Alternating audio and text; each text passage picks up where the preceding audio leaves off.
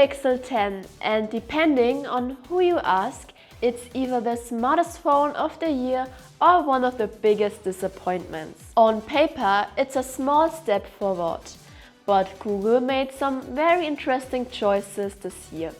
Choices that made some people absolutely hate this phone, while others, especially iPhone switchers, see it as a real breakthrough. So what is going on here?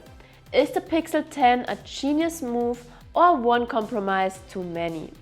I've been using it for the past few weeks and this is my full review. When you put the Pixel 10 next to the Pixel 9, you will notice, well, pretty much no difference. Same flat edges, same flat display, same instantly recognizable camera bar.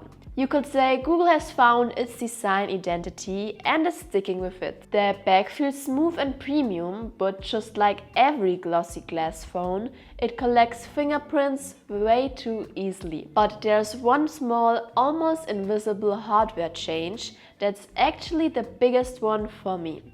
It's called Pixel Snap, basically Google's version of MagSafe. And here's the cool part, it's fully compatible with all MagSafe accessories. All my MagSafe chargers, wallets, stands, they just work. For anyone who's deep in the Apple ecosystem or who already owns third-party MagSafe gear, this is a huge upgrade. It removes one of the biggest barriers for iPhone users thinking about switching. The rest of the hardware is solid.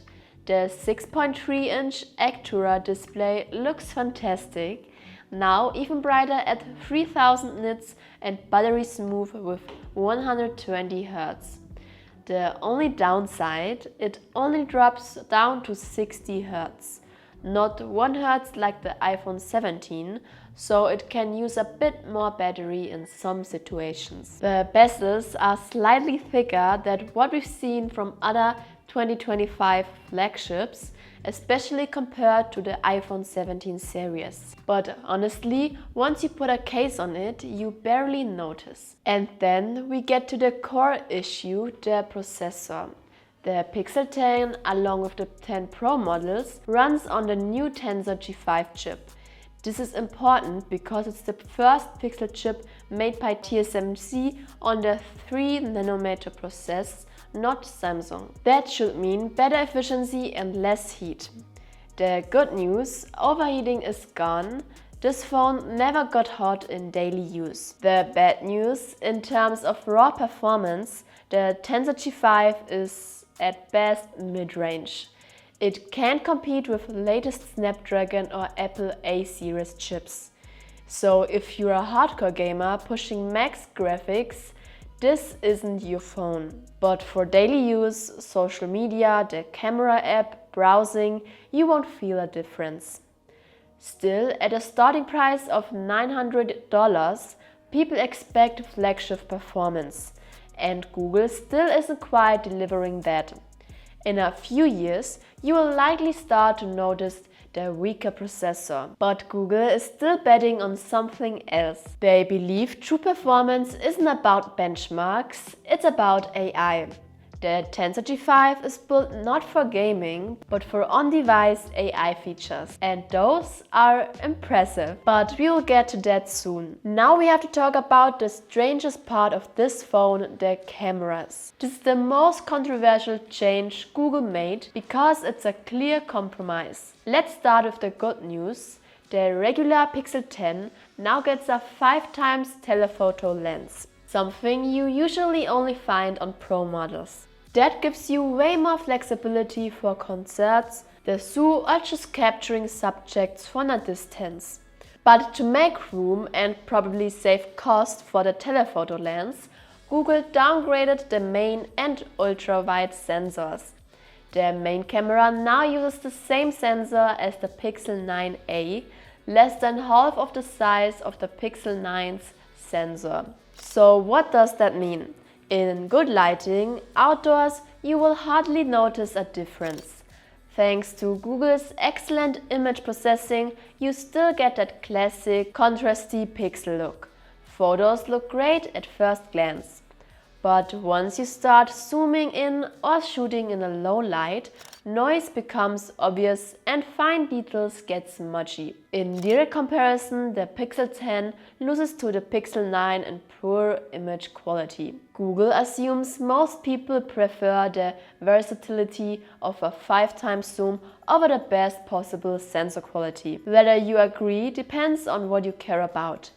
Personally, I rather keep the better cameras from the Pixel 9 and skip the zoom lenses. So what about video and selfies? The selfie camera is fine, 10.5 megapixels with autofocus, sharp results, good colors. But again, Google saved the best for the Pro models, which now have a 42 megapixel selfie camera.